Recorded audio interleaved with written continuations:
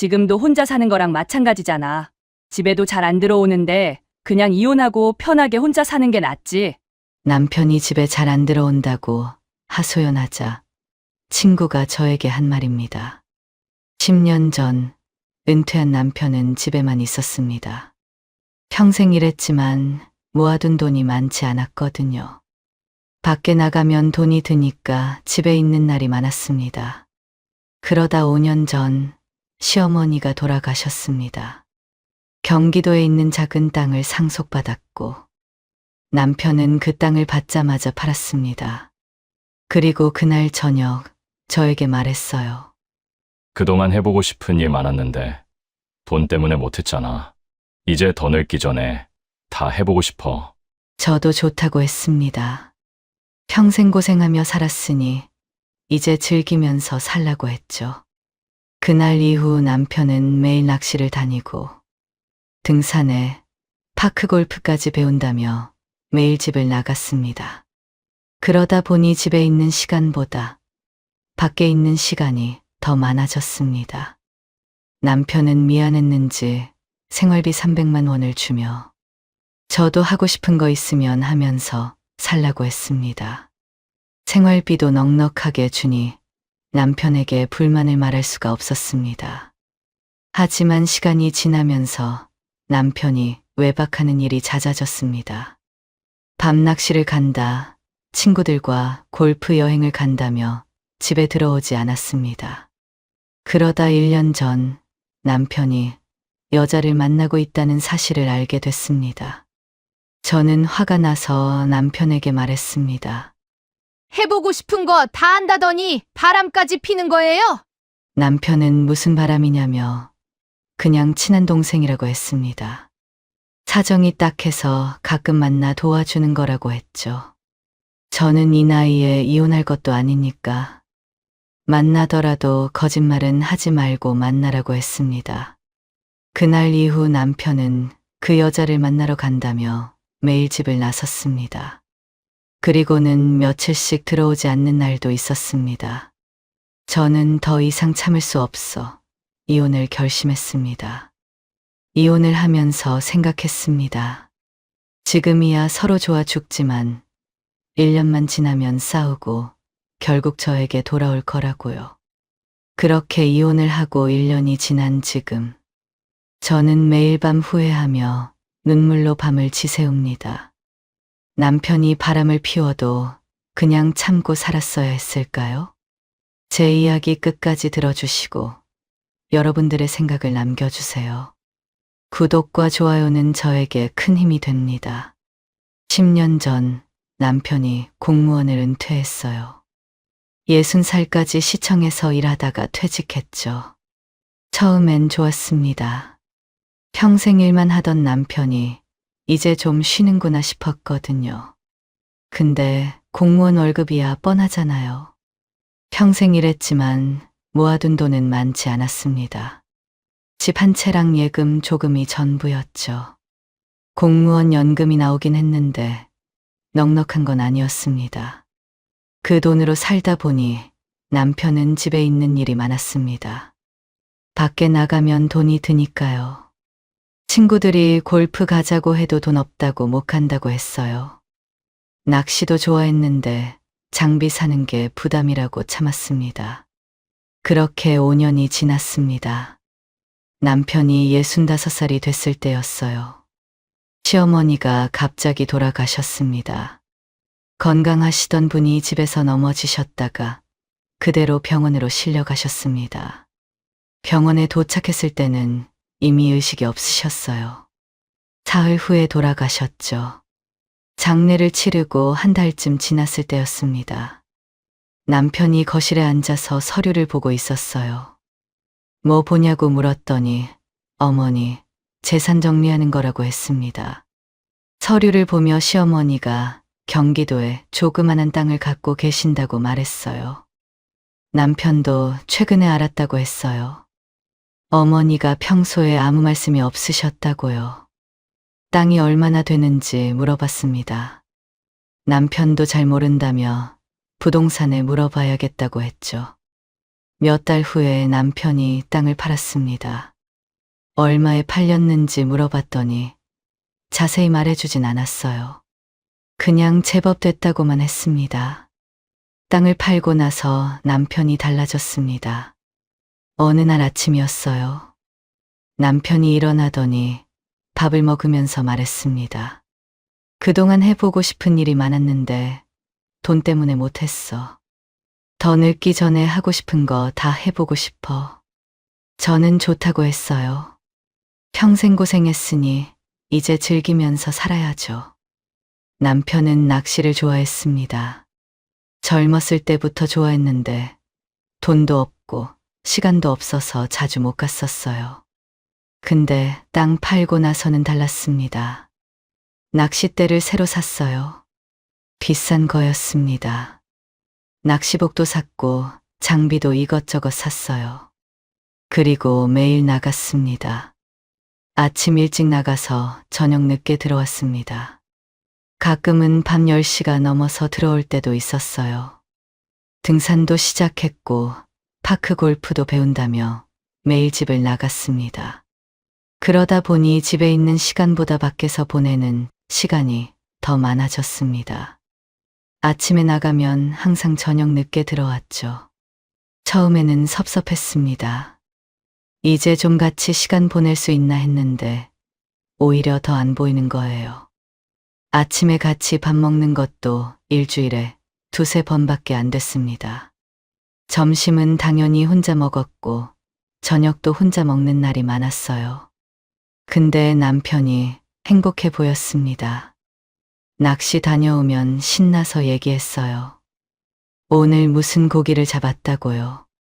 등산 다녀와서도 기분이 좋아 보였습니다. 그래서 뭐라고 하지 않았어요. 어느 날 남편이 저에게 말했습니다. 당신도 이제 하고 싶은 거 하면서 살아. 집에만 있지 말고. 그러면서 앞으로 생활비로 300만 원씩 주겠다고 했습니다. 저는 고맙다고 했어요. 사실 그동안 생활비가 빡빡했는데 더 달라고 말을 못하고 있었거든요. 300만 원이면 넉넉했습니다. 장 보러 가서 먹고 싶은 거 다 담을 수 있는 돈이었죠. 하지만 안 좋은 점도 있었어요. 남편이 생활비를 넉넉하게 주니 불만을 말하고 싶어도 말할 수가 없었습니다. 생활비를 이렇게 주는데 뭐라 하기가 못하잖아요. 가끔 남편에게 불만을 말하면 남편은 항상 같은 말을 했어요. 당신도 나가서 뭐라고 좀 해. 집에만 있지 말고. 저는 딱히 하고 싶은 것도 배우고 싶은 것도 없었어요. 젊었을 때는 저도 배우고 싶은 게 많았습니다. 서예도 배우고 싶었고 노래도 배우고 싶었죠. 근데 나이가 드니 의욕이 안 났어요.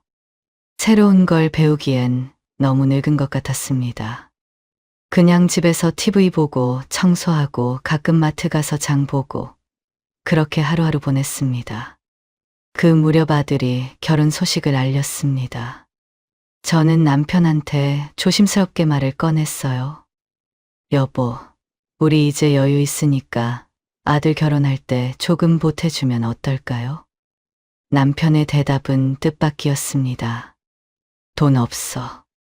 황당했지만 남편은 단호했습니다.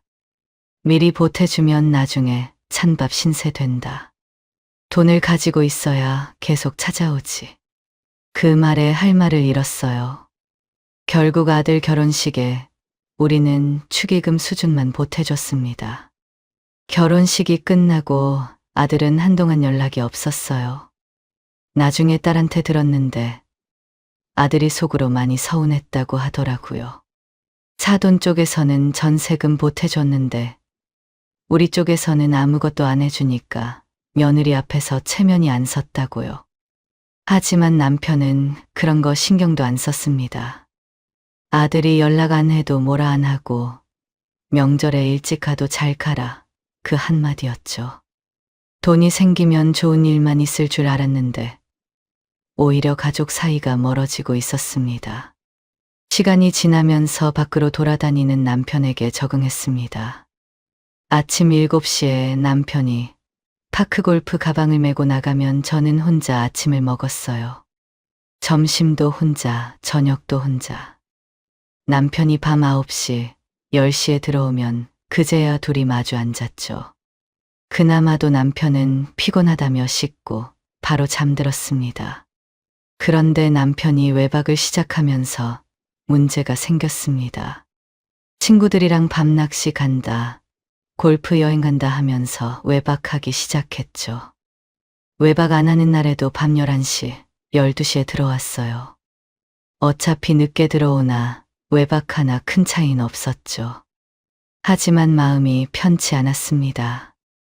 남편 나이가 70인데 밖에서 밤새 돌아다니다가 무슨 일이라도 생기면 어쩌나 싶었어요. 안 그래도 남편이 술을 좋아했거든요.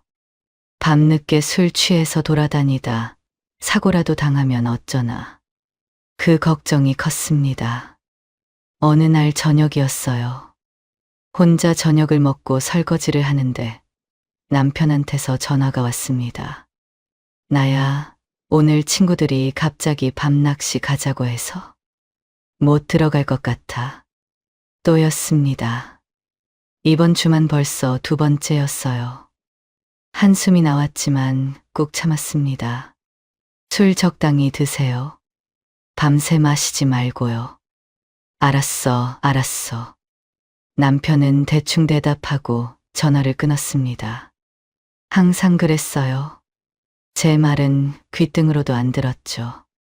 전화를 끊고 거실에 앉았는데 마음이 허했습니다.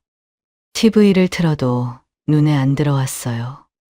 괜히 방 안을 왔다 갔다 하다가 답답한 마음에 현자한테 연락했습니다. 현자는 같은 아파트에 사는 친구예요. 남편이 안 들어오는 날이면 현자를 불러서 수다를 떨곤 했습니다. 저녁 8시쯤 현자가 집으로 왔어요. 현관문을 열고 들어서더니 저를 보고 한마디 했습니다. 오늘도야? 저는 말없이 고개를 끄덕였습니다. 현자는 익숙하다는 듯 신발을 벗고 거실로 들어왔죠. 둘이 마주 앉아 차를 마시며 이야기를 나눴어요. 저는 요즘 남편 때문에 걱정이 많다고 하소연을 했습니다. 일주일에 2~3번씩 외박하고 외박 안 하는 날에는 밤늦게 들어온다고요. 현자는 고개를 끄덕이며 들었어요. 그러더니 자기 얘기를 꺼냈습니다. 자기 남편도 외박하는 거 빼고는 똑같다고요. 아침에 나가면 저녁 때까지 얼굴을 안 비추고 집에 와도 피곤하다며 말도 안 하고 잔다고요. 그러면서 현자는 제가 부럽다고 했습니다. 네 남편은 생활비라도 많이 주지. 나 봐라. 맨날 생활비 가지고 전쟁이야. 이번 달도 모자라서 딸한테 손 벌렸어. 현자가 한숨을 쉬며 말했어요. 나는 우리 남편이 안 들어와도 좋으니까 생활비 좀 많이 줬으면 좋겠다. 그 말에 피식 웃음이 났습니다. 현자네 사정을 아니까 할 말이 없었어요. 남의 떡이 커 보인다고 저는 돈이 있어도 외로웠고 현자는 남편이 있어도 돈이 없었죠. 현자가 제 손을 토닥이며 말했습니다. 이제 70 넘었는데 언제까지 저러겠냐고. 몇 년만 지나면 힘이 빠져서 돌아다니고 싶어도 못 돌아다닐 거라고요. 조금만 참으라고 했어요. 현자의 위로의 기분이 조금 풀렸습니다. 밤 10시가 되자 현자 핸드폰이 울렸어요. 현자 남편이었죠. 어디냐고 집에 빨리 오라고 하는 소리가 들렸습니다. 현자는 전화를 끊고 일어서며 미안하다고 했어요. 우리 영감이 불러서 가봐야 한다고. 현자를 보내고 혼자 남은 거실이 더 썰렁하게 느껴졌습니다. 저도 남편 생각이 나서 전화를 걸어봤어요. 신호음만 길게 울리다 끊어졌습니다. 2번, 3번 걸었지만 받지 않았어요. 결국 문자를 남겼습니다. 술 많이 마시지 말고 내일 조심해서 들어오라고. 답장은 오지 않았습니다. 다음 날 아침이 됐는데도 남편한테서 연락이 없었어요. 전화도 문자 답장도 없었습니다. 점심때까지 기다려봤지만 마찬가지였죠. 답답한 마음에 집 근처 쇼핑몰에 나갔어요. 뭐라도 사면 기분이 풀릴 거라 생각했죠. 혼자 이것저것 구경하다가 블라우스 하나를 샀습니다. 하지만 계산하면서도 기분이 별로였어요. 오히려 마음만 더 허해지는 느낌이었죠. 집에 돌아오는 길 다시 한번 느꼈습니다. 지금 제가 필요한 건 돈이 아니라 옆에서 이야기할 사람이라는 걸요. 그렇게 시간이 지났습니다. 남편은 여전히 밖으로 돌아다녔고 저는 혼자 지내는 것에 익숙해졌어요. 6개월쯤 됐을 때였습니다. 그날 저녁에도 남편한테서 전화가 왔어요. 오늘 늦을 것 같아. 친구들이랑 술 약속 있어서 먼저 자. 또 혼자 밥 먹는구나 싶었어요. 알았다고 하고 전화를 끊었습니다. 혼자 밥 먹기 싫어서 현자에게 전화를 걸었습니다. 1시간쯤 지나서 현자가 왔습니다. 손에 편의점 봉지를 들고 있었어요. 현자가 웃으면서 봉지에서 맥주 2캔을 꺼냈습니다. 오늘따라 맥주 한잔 하고 싶어서 사왔다고 했죠. 맥주를 마시며 이런저런 얘기를 나눴어요. 자식들 얘기, 며느리 얘기, 손주 얘기. 시간이 금방 갔습니다. 그런데 맥주 2캔째를 따면서 현자가 갑자기 말을 멈췄어요. 뭔가 말하려다 마는 것 같았습니다. 맥주만 홀짝거리며 저를 슬금슬금 쳐다봤죠. 왜 그래? 할 말 있어? 제가 물으니까 현자가 한숨을 쉬었어요. 확실한 건 아니라서 말을 할까 말까 고민했는데 그래도 해야 할 것 같아서 뭔 소리냐고 고민하지 말고 말해보라고 했습니다. 현자가 맥주 캔을 내려놓고 저를 똑바로 봤어요. 표정이 심각했습니다. 그냥 흘려들어. 확실한 건 아니니까. 저는 궁금해서 재촉했습니다. 뭔 말인데 그렇게 뜸을 들이냐고요. 현자가 한숨을 쉬더니 입을 열었어요. 2주 전에 영화관에서 제 남편을 본 것 같다고 말했어요. 요즘 단종 나오는 영화, 그거 재밌다고 난리여서 밤 9시에 영화관에 갔대요. 거기서 제 남편을 본 것 같다고 했습니다. 저는 웃으며 말도 안 된다고 했어요. 그 양반이 눈도 침침한데 영화를 보러 가겠냐고 했습니다. 잘못 본 거라고요. 나도 그 영화 보고 싶어서 남편한테 같이 가자고 했는데 안 간다고 했어. 눈 아프다고. 그 말을 듣더니 현자 표정이 밝아졌어요. 그래, 그럼 다행이라고 했습니다. 저는 이상했어요. 뭐가 다행이냐고 물었습니다. 현자가 난처한 표정을 지었어요. 한참을 망설이더니 입을 열었습니다. 그 남자가 여자랑 있었다고. 그래서 말을 해야 하나 말아야 하나 정말 고민을 많이 했다고 했어요. 저는 속으로 웃었어요. 설마 그럴 리가요. 70 먹은 영감탱이가 무슨 여자를 만나요. 분명 잘못 본 거였습니다. 그래도 혹시 몰라서 물어봤어요. 그 남자가 무슨 옷을 입고 있었냐고요. 현자는 기억을 더듬었습니다. 회색 코트에 무슨 화가 모자 같은 거 쓰고 있었다고 했어요. 베레모 말하는 것 같았죠.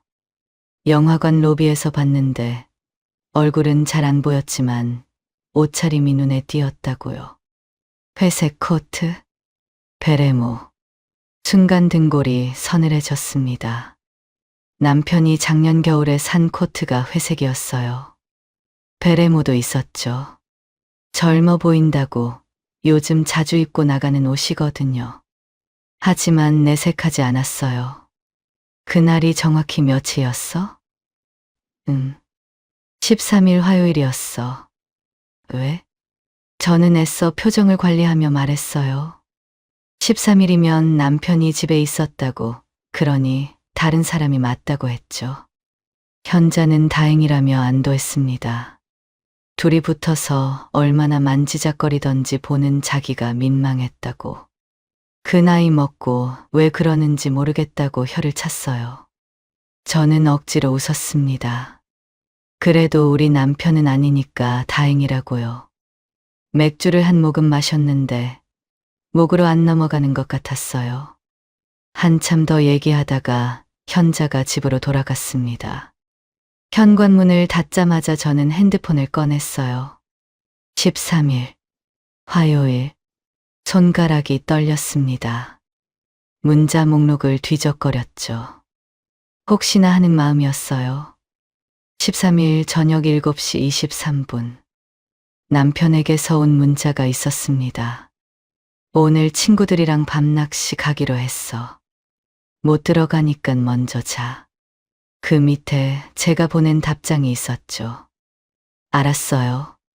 술 적당히 드시고요. 그날 남편은 집에 안 들어왔어요. 밤낚시 간다고 했으니까 당연히 안 들어온 거라고 생각했죠. 그런데 영화관이었다니. 핸드폰을 쥔 손이 덜덜 떨렸습니다. 현자한테는 아니라고 했지만 회색 코트에 베레모라니. 그 조합을 하는 70대 남자가 얼마나 있겠어요. 분명 남편이었습니다. 그럼 옆에 있던 여자는 누구였을까요? 거실 소파에 주저앉았습니다. 다리에 힘이 풀렸어요. 밤낚시 간다더니 여자랑 영화를 봤다. 그것도 밤 10시에. 영화 보기 싫다고, 눈 아프다고 저한테는 그렇게 말해놓고 다른 여자랑은 갔다. 배신감이 밀려왔습니다. 설마 바람을 피우는 건가? 70 먹은 영감탱이가. 밤새 잠을 이룰 수 없었어요.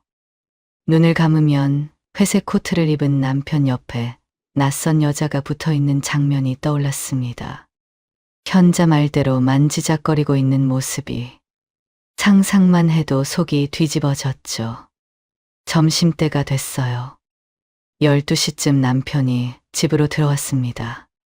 거실에 앉아 신문을 보고 있었어요. 저는 부엌에서 점심 준비를 하고 있었습니다. 밥상을 차려놓고 남편을 불렀어요. 남편은 아무 일 없다는 듯이 밥을 떴죠. 현자한테 들은 얘기가 계속 머릿속을 맴돌았습니다. 영화관에서 여자랑 있던 남편 모습이요. 참다가 물어봤습니다. 당신 13일 화요일에 밖에서 뭘 했어요? 남편이 숟가락을 들던 손을 멈췄어요. 저를 쳐다봤습니다. 갑자기 그건 왜 묻냐면서요. 2주 전 일을 어떻게 기억하냐고 했습니다. 나가서 뭐 파크골프 아니면 낚시했겠지라고 대충 넘기려 했어요. 저는 다시 물었어요. 그날 밤낚시 한다고 집에 안 들어온 날 말이라고요. 남편 표정이 살짝 굳어지는 게 보였습니다. 잠시 생각하더니 말어요. 그날 술 마시다 친구들이 갑자기 밤낚시 가자고 해서 밤낚시 갔던 날이네. 저는 똑바로 남편을 쳐다보며 물었습니다. 그날 영화 보러 안 갔어요? 남편이 당황한 표정을 지었습니다. 뭐라고 말하려다가 말을 더듬었어요. 그러면서 무슨 영화냐며 밤낚시를 했다고 했습니다. 저는 대답했어요. 현자가 당신 영화관에서 봤다고 하던데요. 남편이 쓴소리냐고 손을 내저었어요. 잘못 봤겠지 라고 했습니다. 저는 목소리를 높였어요. 거짓말하지 마세요. 당신이 입고 간 외투랑 모자까지 다 기억하던데요. 옆에 있던 여자 누구예요? 남편이 한참 동안 아무 말이 없었어요. 밥상 위로 침묵이 내려앉았죠. 한참 만에 남편이 입을 열었어요. 그냥 아는 친구야. 저는 떨리는 목소리로 화를 내며 말했습니다. 죽기 전에 하고 싶은 거 다 해보고 싶다고 하더니 바람까지 피는 거예요? 남편이 뭐가 바람이냐고 따졌습니다. 그냥 영화 한 편 본 게 바람이냐고요. 저는 숟가락을 탁 내려놨어요. 영화만 봤는지 영화 보고 뭘 했는지 어떻게 아냐고 물었습니다. 그리고 그렇게 당당하면 말하면 되지. 왜 숨기냐고요. 뭔가 찔리는 게 있으니까 숨긴 거 아니냐고 따졌어요. 남편이 한숨을 쉬었어요. 당신이 지금처럼 이렇게 나올까봐 말 안 한 거야. 그냥 친구라고 등산 갔다가 만난 사람이고 아무 관계도 아니라고 했습니다.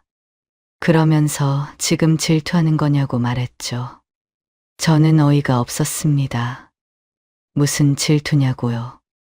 아무 관계도 아닌데 영화를 보러 가냐고 물었어요. 그리고 그날 밤 낚시한 건 맞긴 하냐고 물었습니다. 남편은 쓸데없는 소리 하지 말라며 짜증을 냈어요. 내가 당신이랑 살면서 여자 문제로 속 썩인 적 있어? 저는 한숨을 쉬었어요. 맞았습니다.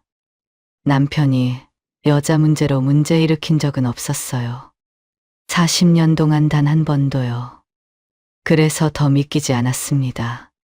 저는 단호하게 말했어요. 친구건 뭐건 간에 그 여자랑 만나지 말라고요.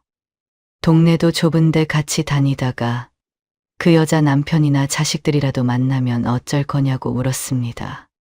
그 여자 남편도 친구라고 하면 이해해 줄 것 같냐고요. 남편이 말했어요. 그 여자는 남편이 없고 자식들하고도 연락 안 된다고요. 불쌍한 사람이라고 했죠. 화가 차올랐지만 참았습니다. 저는 한숨을 쉬며 말했어요. 이번에는 넘어가 줄 테니까 앞으로 그 여자 만나지 말라고요. 그리고 앞으로 외박도 하지 말라고 했어요. 집에 안 들어오면 그 여자랑 같이 있는 거라 생각할 거라 했죠. 남편은 아무 말 없이 자리에서 일어났어요. 방으로 들어가 버렸습니다. 하지만 그날 이후에도 남편은 집에 안 들어오는 날이 많았어요. 저는 화가 났습니다. 그 여자랑 있었냐고 물으면 남편이 오히려 화를 냈어요. 그만하라며 지겹다고 했죠. 그렇게 2달이 지나고 남편 생일이 왔습니다. 아들 내외와 손주, 딸 내외까지 오랜만에 다 모이는 날이었습니다. 오전부터 음식 준비를 했어요. 점심때쯤 아들 내외가 먼저 도착했어요. 얼마 안 있어 딸 내외도 왔죠. 거실이 북적북적해졌습니다. 오랜만에 집이 시끄러웠어요. 그런데 분위기가 어색했습니다. 저와 남편이 냉랭한 게 눈에 보였나 봐요. 아들이 슬쩍 물었습니다. 2분 싸우셨냐고.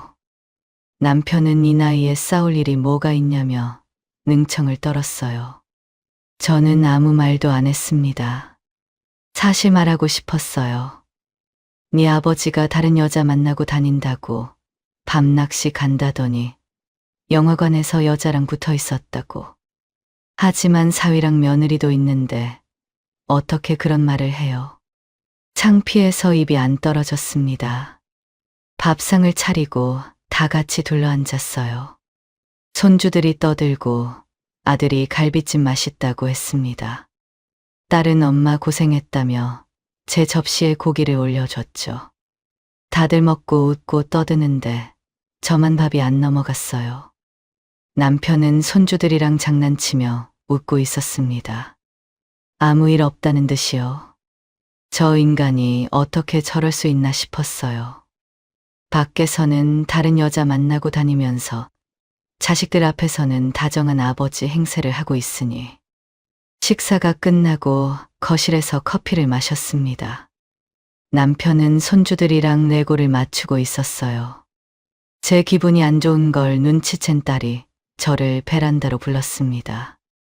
베란다 창문을 닫고 딸이 물었어요. 엄마 무슨 일 있냐고. 아까부터 얼굴이 안 좋아 보인다고 했죠. 저는 말해야 하나 말아야 하나 잠시 망설였습니다. 하지만 2달을 혼자 끙끙 앓았더니 더는 못 참겠더라고요. 결국 입을 열었어요. 네 아버지가 바람을 피우는 것 같다고요.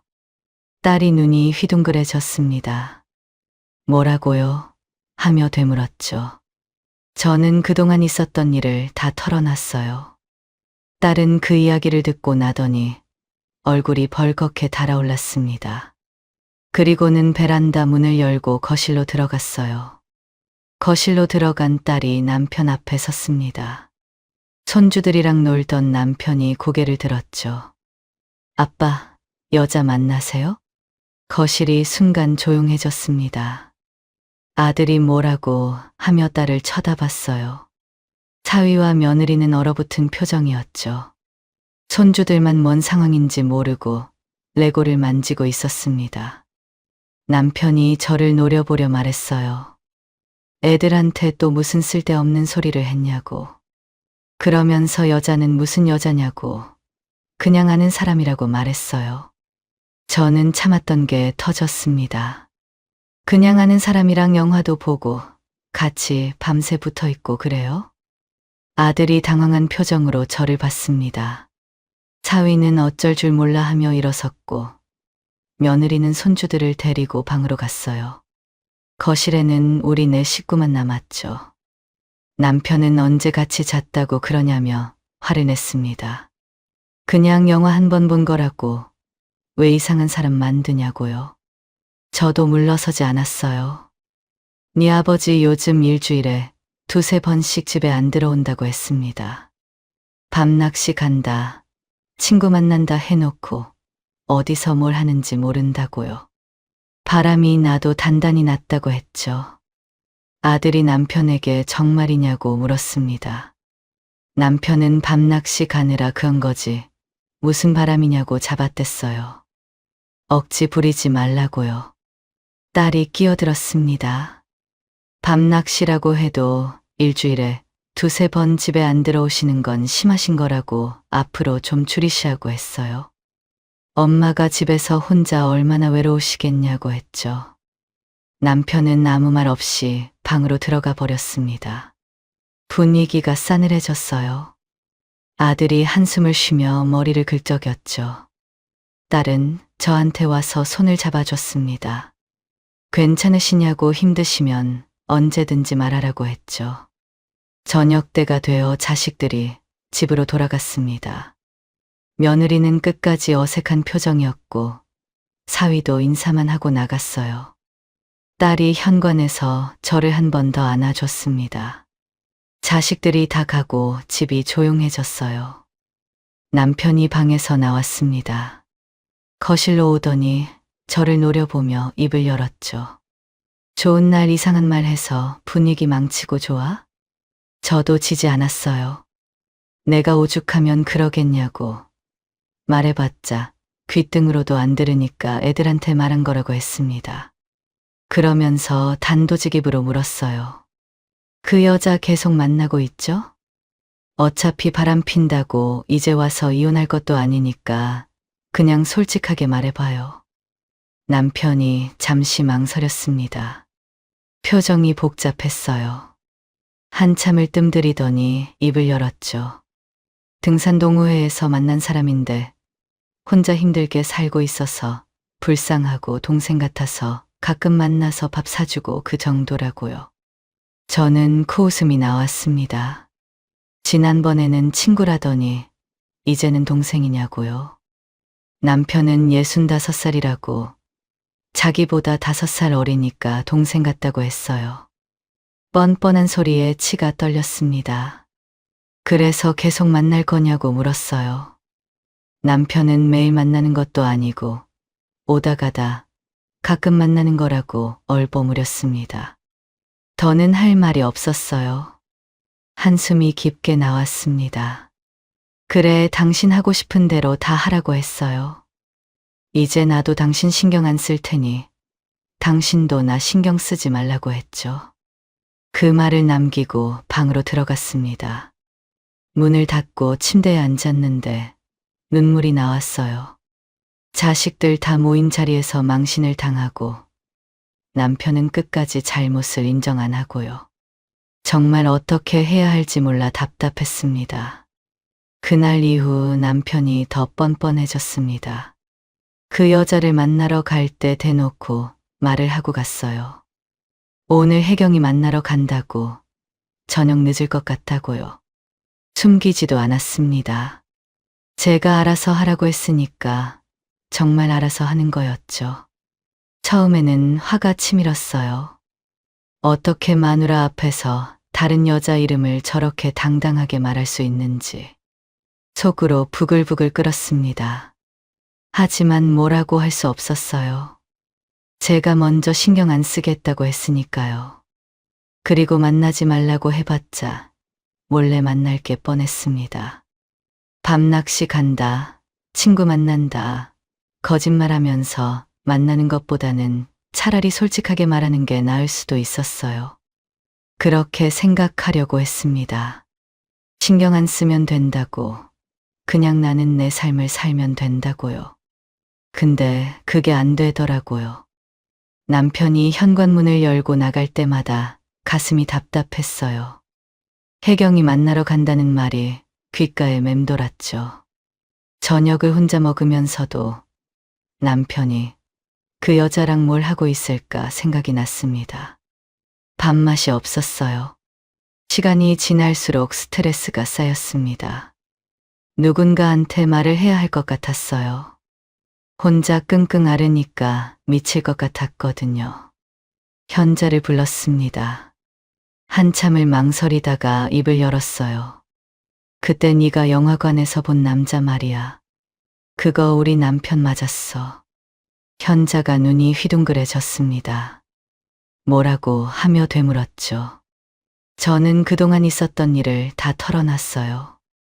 남편을 추궁하니까 인정했고, 이제는 대놓고 그 여자 이름을 말하고 나간다는 것까지요. 현자가 한숨을 쉬며 제 손을 잡았습니다. 맘고생 심하겠다고 위로해줬어요. 그러면서 왜 만나게 두냐고 물었어요. 못 만나게 해야지, 소리 지르고 난리 쳐야지, 왜 가만히 있냐고요. 저는 고개를 저었습니다. 만나지 말라고 해도 몰래 만날 거라고요. 어차피 만날 거 대놓고 만나는 게 나을 수도 있다고. 이래저래 스트레스인데 차라리 신경 안 쓰는 게 덜 받는다고 했어요. 그러면서 말했습니다. 40대만 됐어도 니 죽고 나 죽고였을 거라고요. 근데 이제 다 늙으니까 그럴 힘도 없고 의미도 없는 것 같다고 했죠. 현자가 고개를 저었어요. 자기는 못 참는다고요. 만약 자기 남편이 딴 여자 만나고 다니면 무조건 이혼할 거라고 했죠.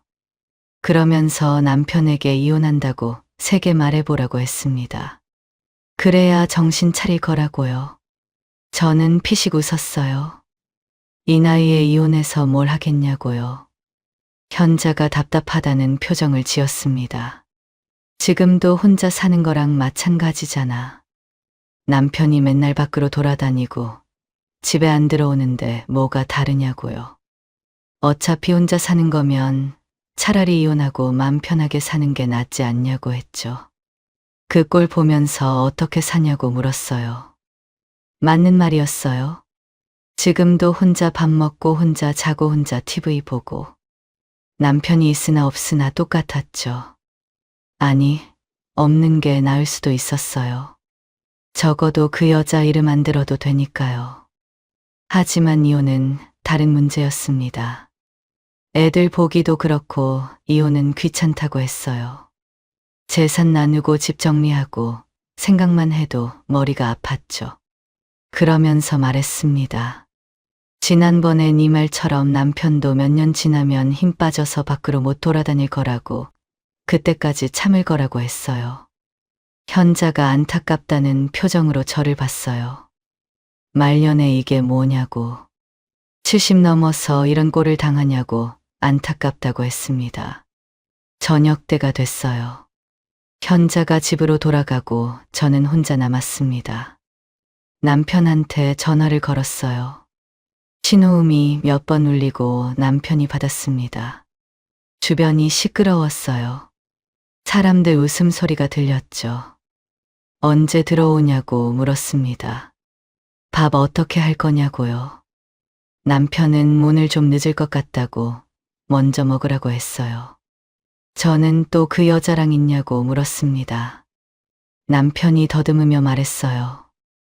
아, 그게 더 듣고 싶지 않았습니다. 그냥 전화를 끊어버렸어요. 혼자 저녁을 차렸습니다.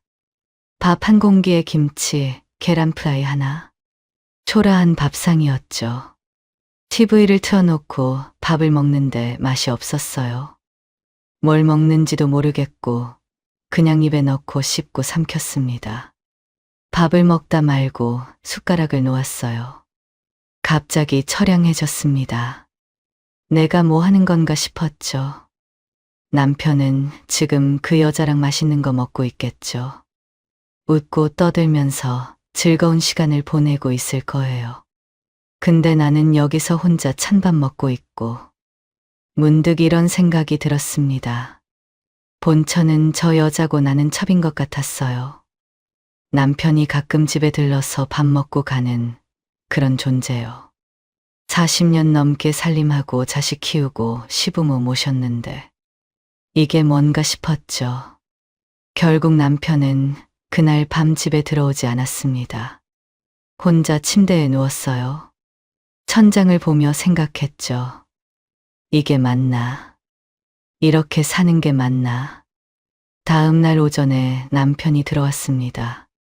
현관문 열리는 소리에 거실로 나갔어요. 어디서 뭘 했는지 뻔히 알면서도 울었습니다. 어제 늦게 들어온다더니 왜 안 들어왔냐고요. 남편이 머쓱한 표정을 지었습니다. 혜경이가 갑자기 열이 나서 병원에 데려갔는데 늦어졌다고요. 아픈 사람을 어떻게 두고 오겠냐며 미안하다고 했어요. 저는 한숨을 쉬며 말했습니다. 그냥 이혼하고 그 집 가서 살라고요. 이렇게 사는 게 무슨 의미가 있냐고 했죠. 나도 힘들고 당신도 내 눈치 보느라 힘들 텐데 차라리 이혼하는 게 낫지 않겠냐고 했습니다. 남편이 깜짝 놀란 표정을 지었어요. 갑자기 무슨 소리냐고, 이혼은 안 된다고 했죠. 왜 안 되냐고 물었습니다. 그 집 가서 살면 좋잖아요. 맨날 거기 가고 싶어 하면서 눈치 보지 말고 그냥 가서 살라고요. 남편은 그런 게 아니라고 했어요. 그냥 불쌍해서 친동생처럼 도와주는 거지. 그런 사이가 아니라고 했죠. 친동생이라 또 그 말이었습니다. 처음에는 친구라더니 동생이 됐고 이제는 친동생이래요. 다음에는 뭐라고 할지 궁금했죠. 한숨이 나왔습니다. 그럼 집에 있는 나는 불쌍하지 않냐고 물었어요. 당신이 밖에서 다른 여자 만나고 다니는 동안 나는 혼자 밥 먹고 혼자 자고 있는데 그건 불쌍하지 않냐고요. 남편이 뜻밖의 말을 했습니다. 당신은 건강하잖아. 혜경이는 몸이 안 좋아서 도와주는 거야. 그러면서 저도 나가서 하고 싶은 거 좀 하라고 했어요. 친구들도 만나고 여행 다니고 그렇게 보내라며 돈이 부족하면 더 주겠다고 했습니다. 그 말에 그동안 참았던 말이 터져 나왔습니다. 내가 하고 싶은 건 당신하고 밥 같이 먹고 공원 가서 운동도 하는 거예요. 말을 내뱉고 방으로 들어갔어요. 문을 닫고 침대에 앉았습니다. 눈물이 나올 것 같았지만 참았어요. 돈을 더 주는 게 해결책이라니. 40년 넘게 같이 산 남편이 해줄 수 있는 게 고작 돈이라니. 가슴이 무너지는 것 같았습니다. 한참을 앉아서 생각했습니다. 현자 말대로 이혼을 하는 게 맞는 건지 아니면 그냥 무시하면서 사는 게 맞는 건지 이제는 헷갈리기 시작했죠. 이혼하면 혼자 살아야 하고 안 하면 이 꼴을 계속 봐야 하고 뭐가 됐든 힘든 건 매한가지일 거라는 생각이 들었어요. 그날 이후로 남편이 변하길 바랐습니다. 제가 이혼 얘기를 꺼냈으니까 정신을 차릴 줄 알았어요. 적어도 좀 줄이지 않을까, 예전처럼 집에 좀 더 있지 않을까 기대했죠.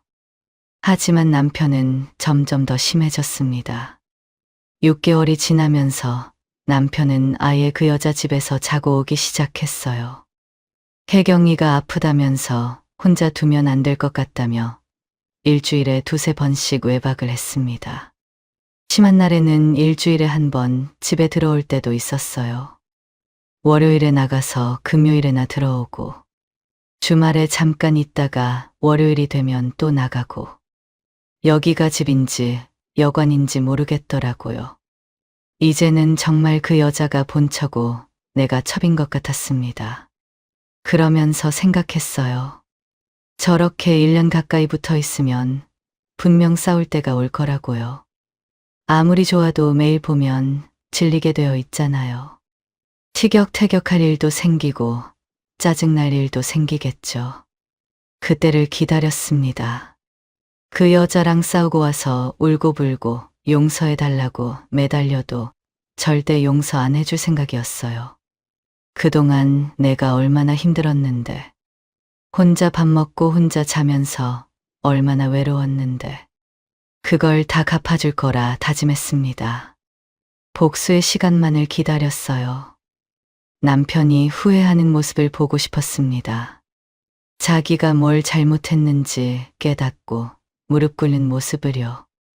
매일 밤 혼자 누워서 그 장면을 상상했습니다. 남편이 울면서 돌아오는 장면을요. 그 상상이 유일한 위안이었어요. 한 달 후 제 생일이 왔습니다. 이 나이에 생일이 뭐 대단하겠어요. 그래도 자식들이 온다고 하니까 아침부터 준비를 했습니다. 미역국 끓이고 잡채 만들고 전도 부쳤어요. 손주들 먹을 것도 따로 준비했죠. 점심때가 되자 오랜만에 온 가족이 모이는 날이었어요. 그런데 남편이 없었습니다. 어젯밤에 해경인에 간다고 나갔거든요. 아직 안 들어왔어요. 오늘이 제 생일인지도 모를 테죠. 딸이 거실을 둘러보며 아버지 어디 가셨냐고 물었습니다. 저는 담담하게 대답했어요. 그 여자 집에 있겠지라고요. 딸 표정이 굳어졌습니다. 설마 엄마 생일인데 하며 핸드폰을 꺼냈어요. 전화해 보겠다고 하더니 베란다로 나갔죠. 거실에 어색한 침묵이 흘렀습니다. 아들이 헛기침을 하고 며느리는 손주들 챙기는 척했어요. 사위는 핸드폰만 만지작거렸죠. 다들 눈치를 보고 있었습니다. 잠시 후 딸이 들어왔어요. 아버지 금방 오신다고 했다며 조금만 기다리자고 했습니다. 그렇게 다들 밥상에 앉아 남편 올 때까지 이야기를 하면서 기다렸어요. 하지만 10분이 지나고 20분이 지나도 남편은 안 왔습니다. 30분이 지나자 손주들이 배고프다고 칭얼거리기 시작했습니다. 배고프다며 밥 언제 먹냐는 손주들을 달래느라 진땀을 뺐어요. 딸이 다시 전화를 걸었습니다. 통화가 끝나고 돌아온 딸의 표정이 어두웠어요. 저한테 오더니 조용히 말했습니다. 아버지가 오후 늦게나 오실 것 같다고, 먼저 먹으라고 하셨다고요. 그럼 그렇지. 저는 속으로 생각했어요. 애초에 기대를 안 했습니다. 올 리가 없었죠. 그 여자 집에 가면 언제 돌아올지 모르는 사람이니까요. 미역국을 다시 데워서 상에 올렸습니다. 밥을 먹는데 맛이 없었어요. 내 생일인데 남편 자리가 비어 있으니까요. 자식들도 분위기를 살리려고 이것저것 얘기를 꺼냈지만 어색했습니다. 다들 빈자리를 의식하고 있었죠. 점심을 먹고 거실에서 차를 마셨어요. 아들과 딸은 아버지 얼굴 보고 가겠다며 기다린다고 했습니다. 하지만 곧 온다던 남편은 3시가 지나고 4시가 되어도 오지 않았어요. 손주들은 지쳐서 집에 가고 싶다고 칭얼거리기 시작했습니다. 그렇게 5시가 되고 아들이 일어나면서 말했어요. 아버지 안 오실 것 같은데 더 늦기 전에 올라가 봐야 할 것 같아요. 아들은 칭얼거리는 손주들을 달래며 집을 나갔습니다. 딸이 다시 남편한테 전화를 걸었습니다. 언제 오시냐고 묻는 소리가 들렸어요. 딸이 목소리를 높였습니다. 저희 이제 집으로 간다고. 오늘 엄마 생일인데 엄마 혼자 두실 거냐고 소리치는 소리도 들렸죠. 전화를 끄는 딸이 저한테 왔어요. 아버지가 지금 오신다고 하셨다며 같이 저녁 드시라고 했습니다. 그리고 말없이 한참 동안 저를 안고 있다가 현관문을 나섰어요. 딸이 나가고 거실에 혼자 앉았습니다.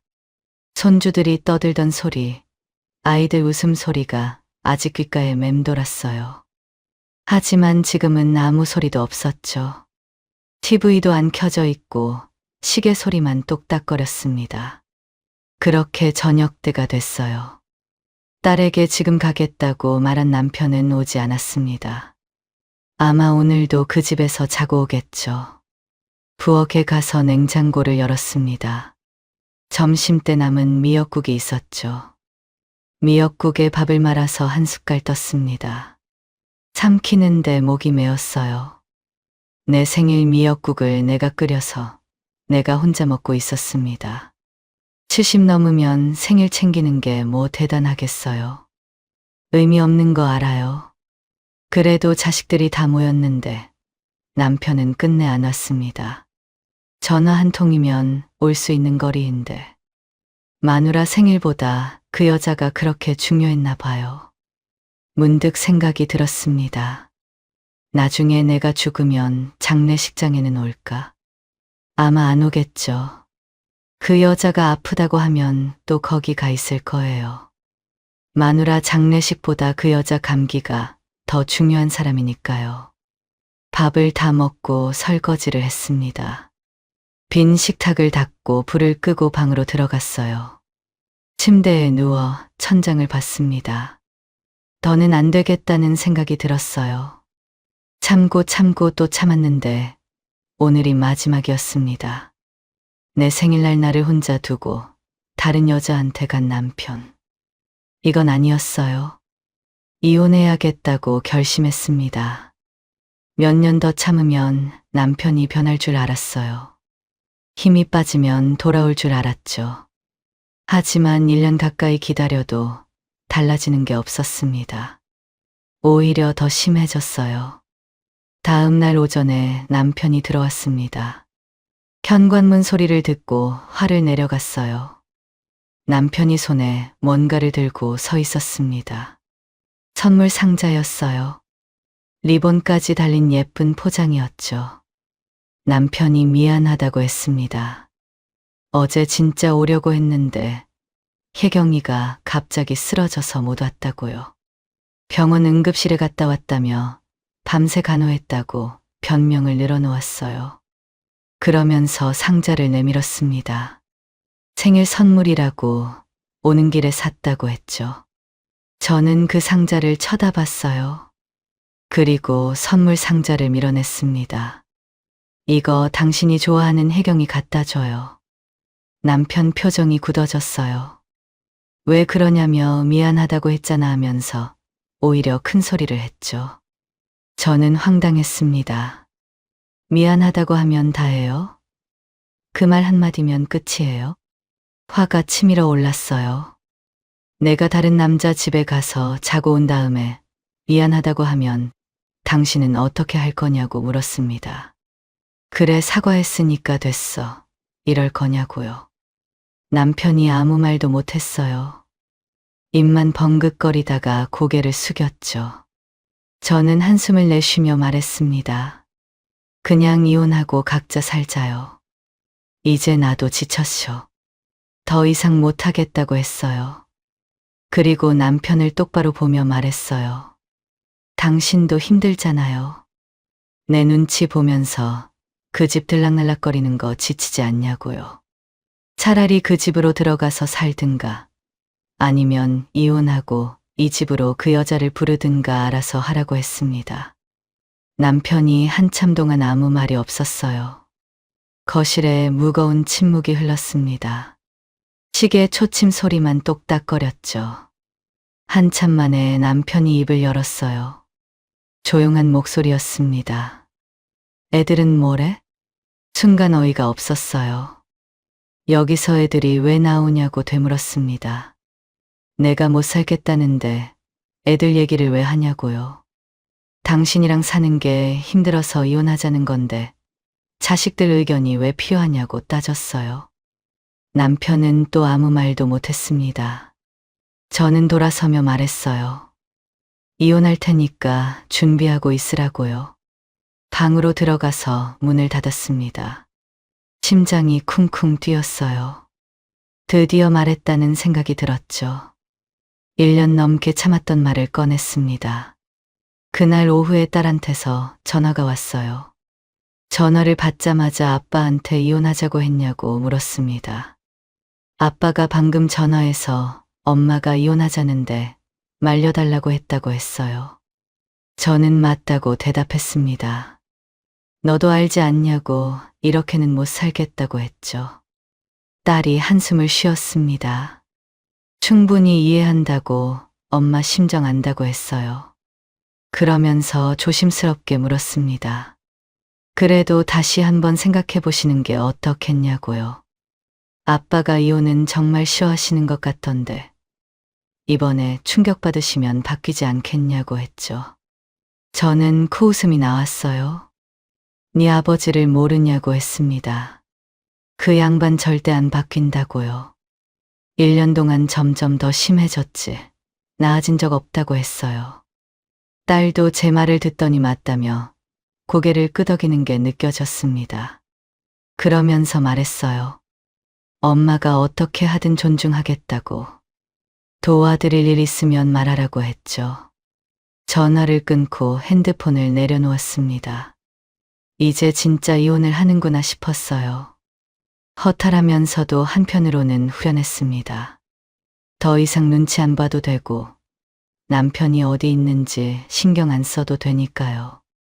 하지만 그냥 헤어질 생각은 없었어요. 그동안 남편이 한 짓이 너무 괘씸했거든요. 1년 넘게 다른 여자 만나고 외박하고 내 생일에도 안 오고 그런 남자한테 그냥 이혼해주면 너무 억울했습니다.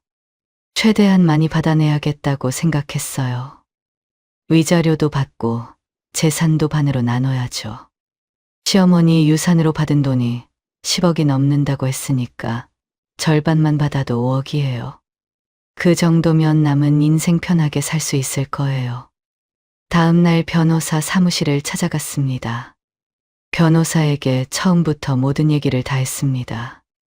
남편이 1년 넘게 다른 여자를 만나고 있고 지금은 아예 그 여자 집에서 자고 온다고 했어요. 일주일에 2~3번씩 외박하고 심할 때는 일주일에 1번 집에 들어올 때도 있다고 했습니다. 변호사가 고개를 끄덕이며 들었어요. 메모를 하면서 가끔 질문도 했죠. 증거가 있냐고, 사진이나 문자 같은 거요. 저는 딱히 없다고 했습니다. 남편이 대놓고 말하고 다녀서 증거를 모을 생각을 못 했거든요. 다 듣고 난 변호사가 펜을 내려놓으며 말했습니다. 남편분이 1년 넘게 불륜을 저질렀으면 이혼의 귀책 사유가 남편한테 있으니 위자료를 받을 수 있다고 했어요. 대략 2천만 원에서 3천만 원 정도 예상한다고 했습니다. 순간 귀를 의심했어요. 2천에서 3천이요? 남편 재산이 10억이 넘는데 고작 3천만 원이라니요. 1년 넘게 바람 피우고 외박하고 내 생일에도 안 오고 그렇게 괴롭혀 놓고 3천만 원이 끝이란 말인가요? 남편 재산이 꽤 되는데 3천만 원은 말도 안 돼요. 제가 그동안 받은 고통이 얼만데요. 변호사가 안타깝다는 표정을 지었습니다. 법이 이렇다며 위자료는 정신적 피해에 대한 보상인데 법원에서 인정하는 금액이 그 정도라고 했어요. 재산이 많다고 위자료가 많아지는 게 아니라고 했죠. 그러면서 덧붙였습니다. 남편뿐만 아니라 상간녀한테도 소송을 할 수 있다고요. 그 여자한테 소송하면 위자료로 2천만 원 정도 받을 수 있을 거라고 했어요. 남편이랑 합쳐서 5천만 원 정도는 가능하다고 했죠. 저는 허탈했습니다. 매일 밤 혼자 밥 먹고 혼자 자고 남편이 그 여자 집에 있는 걸 알면서도 참았어요. 내 생일날 미역국에 밥 말아 혼자 먹었던 그 서러움이 고작 5천만 원 값어치라니. 억울해서 눈물이 날 것 같았습니다. 변호사가 제 표정을 보더니 말했어요. 위자료보다 재산 분할을 잘 받는 게 더 중요하다며. 남편분 재산이 있다고 하셨으니 잘 준비해서 최대한 많이 받는 게 낫다고 했습니다. 저는 고개를 끄덕였어요. 일단 남편이랑 얘기해 보겠다고 하고 사무실을 나왔습니다. 집으로 돌아오는 버스 안에서 계산을 해봤어요. 재산 분할이라면 희망이 있었습니다. 시어머니 유산으로 받은 돈이 10억이 넘으니까 절반만 받아도 5억이에요. 위자료 5천에 재산 분할 5억이면 5억 5천만 원. 그 정도면 남은 인생 편하게 살 수 있을 것 같았죠. 집에 도착하니 웬일로 남편이 있었습니다. 요즘 집에 잘 안 들어오던 사람이 거실 소파에 앉아 TV를 보고 있었어요. 제가 이혼하자고 해서 분위기가 심상치 않은 걸 아는 모양이었습니다. 남편이 어디 다녀왔냐고 물었습니다. 변호사 사무실 다녀왔어요. 남편 얼굴이 굳어졌어요. 진짜 이혼할 거냐며 놀란 표정이었습니다. 아직도 제가 으름장 놓는 거라고 생각했나 봐요. 그럼 가짜로 해요? 이혼 소송할 거 알아봤어요. 해경인지 뭔지 그 여자도 상간녀 소송할 거예요. 남편이 벌떡 일어났습니다. 왜 그러냐고. 혜경이는 불쌍한 사람이라고 그냥 냅두라고 했어요. 목소리가 다급했죠. 끝까지 그 여자 편을 드는 남편이 역겨웠습니다. 마누라한테 이혼당하는 판에 걱정되는 게 그 여자예요? 정말로 제대로 벌을 주고 싶었습니다. 남편이 한숨을 쉬며 변호사가 뭐라고 했냐고, 재산은 어떻게 되는 거냐고 물었어요. 역시 돈이 걱정이었나 봅니다. 당신 재산 중에 절반은 내 거고 위자료도 받을 수 있다고 했어요. 남편이 한참 동안 아무 말이 없었습니다. 뭔가 계산하는 표정이었어요. 그러더니 알았다고, 자기도 알아보겠다고 하며 집을 나섰습니다. 현관문이 닫히는 소리를 들으며 생각했어요. 그래, 알아봐라. 당신이 뭘 알아보든 재산 절반은 내 거야. 40년 넘게 같이 살았으니까 당연한 거지. 속으로 계산하며 입꼬리가 올라갔습니다. 남편이 그 여자한테 쓴 돈, 외박하면서 쓴 돈, 다 받아낼 거예요. 1년 동안 받은 고통에 비하면 당연한 거죠. 그렇게 생각하니 마음이 좀 풀렸습니다. 남편은 그날도 들어오지 않았어요. 어이가 없었지만 이제 곧 남남이 될 사람인데 뭐라 할 것도 없었습니다. 다음 날 오후쯤 남편이 들어왔어요.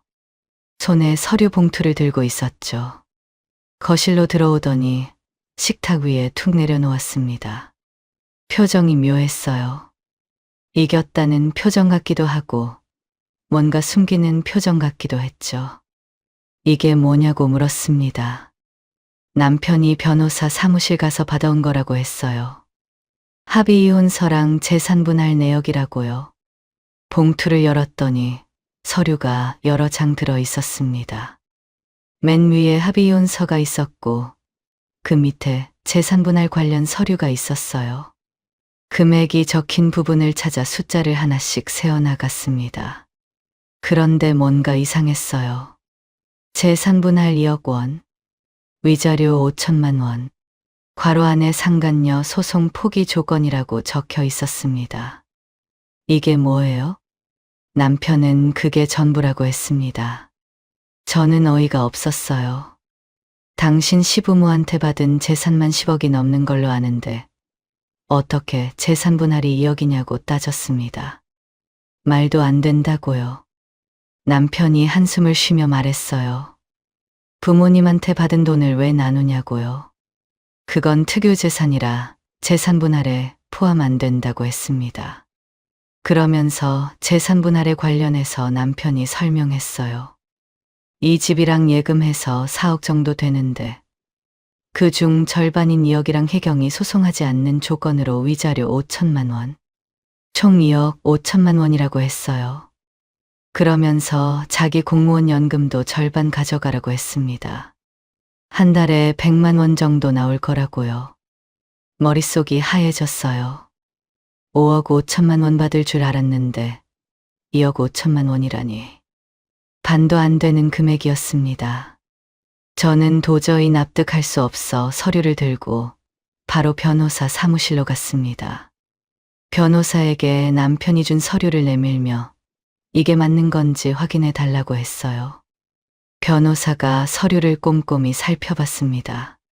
한 장 한 장 넘기며 숫자를 확인하더니 고개를 끄덕였어요. 그러면서 서류에는 문제가 없다고 했습니다. 저는 믿을 수가 없었습니다. 40년 넘게 살았는데 어떻게 2억 5천만 원이 전부냐고 따졌어요. 변호사가 안타깝다는 표정을 지었습니다. 시부모님한테 받은 유산은 남편분 특유재산이라 분할 대상이 아니라며 혼인 중에 함께 모은 재산만 나눌 수 있다고 했어요. 그게 이 집이랑 예금뿐이라면 2억이 맞다고 했죠. 사무실을 나왔습니다. 다리에 힘이 풀렸어요. 버스를 타고 집으로 오는 길에 계속 생각했습니다. 2억 5천만 원. 그걸로 뭘 할 수 있을까요? 작은 평수 아파트 하나 사면 2억은 그냥 날아가요.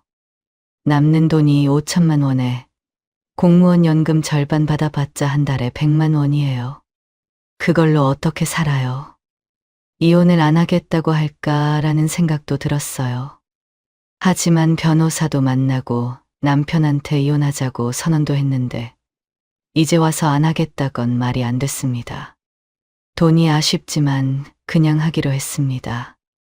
돈을 떠나서 남편이랑 더 이상 못 살겠으니까요. 남편이 거실에 앉아 있었어요. 이대로 이혼해요. 제가 말했습니다. 남편이 고개를 들어 저를 봤어요. 뭔가 더 말할 줄 알았는지 기다리는 표정이었죠. 하지만 저는 더 이상 할 말이 없었습니다. 남편도 체념한 듯 알았다고 했어요.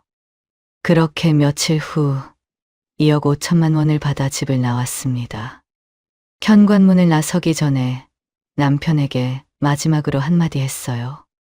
그 여자가 언제까지 당신을 좋아해 줄 것 같아요?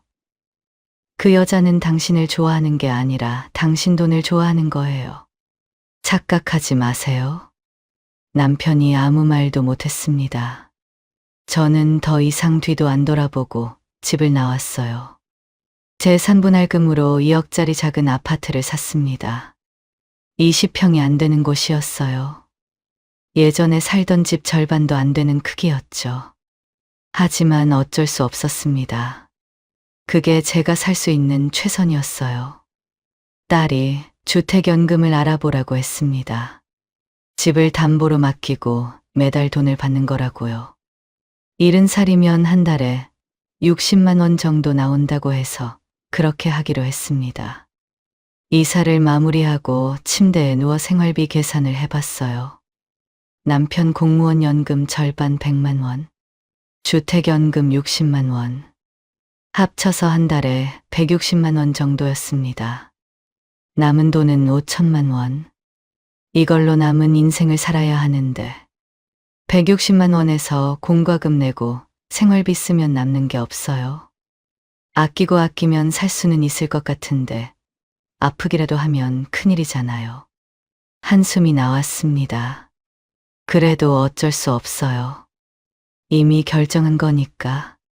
후회해봤자 소용없죠. 이제는 잘 살아야 합니다. 남편한테 잘 사는 모습을 보여줘야 해요. 그래야 남편이 후회하죠. 새 집 천장을 보며 다짐했습니다. 꼭 행복하게 남편보다 더 행복하게 살자라고요. 그렇게 다짐한 지 3개월이 흘렀습니다. 아껴 쓰면 될 줄 알았어요. 160만 원이면 혼자 사는데 충분할 거라고 생각했죠. 하지만 생활비가 생각보다 훨씬 빠듯했습니다. 남편이랑 살 때는 생활비로 300만 원을 받았어요. 그때는 매일 과일도 먹고 고기도 실컷 먹었죠. 쇼핑몰 가서 옷도 사고, 친구들 만나서 밥도 사고, 돈 걱정 없이 살았습니다. 하지만 지금은 달랐어요. 마트에 가면 가격표부터 봤습니다. 사과 한 봉지가 10,000원이 넘으면 그냥 지나쳤어요. 고기는 아예 쳐다보지도 않았죠. 예전에는 아무 생각 없이 집었는데 이제는 사치였습니다. 며칠 전에 딸한테서 전화가 왔습니다. 아버지 집에 잠깐 인사하러 갔는데 웬 할머니가 집에 있더라고요. 처음 보는 여자였는데 제가 말한 그 여자 같았다고 했죠. 벌써 집에 들였구나 싶었습니다. 딸 말로는 그 여자가 완전히 살림을 차린 것 같다고 했어요. 거실에 여자 슬리퍼가 있고 부엌에서 밥 차리고 있었다고요. 딸은 불편해서 인사만 하고 바로 나왔다고 했습니다. 딸이 화를 냈어요. 아버지가 너무하시다고 어떻게 이혼한 지 3개월밖에 안 됐는데 여자를 들이냐고요. 저는 딸한테 말했습니다. 저러다가 분명 싸우고 헤어질 거야. 네 아버지 아파봐라. 저 여자가 돌봐주겠냐. 돈 다 빼먹고 버리겠지.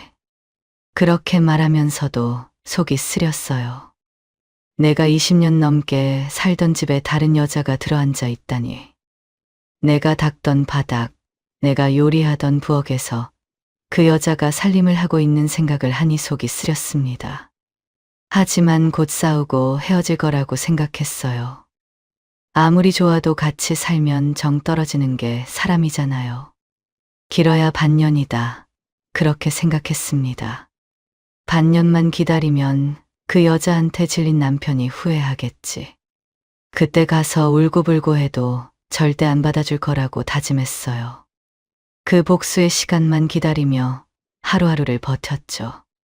그렇게 반년이 지나고 1년이 지났습니다. 저는 매달 말이 되면 가슴이 조마조마했습니다. 생활비가 부족할까 봐요. 매달 그렇게 생활비 걱정을 하며 살았습니다. 남편한테서는 아무 연락이 없었어요. 싸웠다는 소식도 헤어졌다는 소식도 들리지 않았습니다. 오히려 딸한테 들려오는 소식은 정반대였죠. 남편이랑 그 여자가 아직도 잘 살고 있다고 했어요. 싸우기는커녕 더 좋아 보인다고 했습니다. 지난달에는 둘이서 일본 여행도 다녀왔다고 했죠. 일본 여행이라니. 저는 평생 비행기 한 번 못 타봤어요. 남편한테 해외여행 한 번 가보자고 했을 때 돈 아깝다고 안 된다고 했거든요. 이럴 때마다 요즘 자꾸 후회가 됩니다. 괜히 이혼한 게 아닌가 싶어서요. 남편 좋은 일만 시킨 것 같아서 화가 납니다. 저는 이렇게 160만 원으로 쪼들리며 사는데 남편은 그 여자 집에 들이고 해외여행 다니며 잘 살고 있잖아요. 그때 그냥 참을 걸. 현자 말대로 몇 년만 버티면 남편도 힘이 빠져서 돌아왔을 텐데. 그런 생각이 자꾸 들었습니다. 이혼하면 남편이 후회할 줄 알았어요. 제가 없으면 힘들어할 줄 알았죠. 그래서 잘 사는 모습을 보여주면 남편이 땅을 치고 후회할 거라고 생각했습니다. 그런데 현실은 달랐어요. 후회하는 건 남편이 아니라 저였습니다.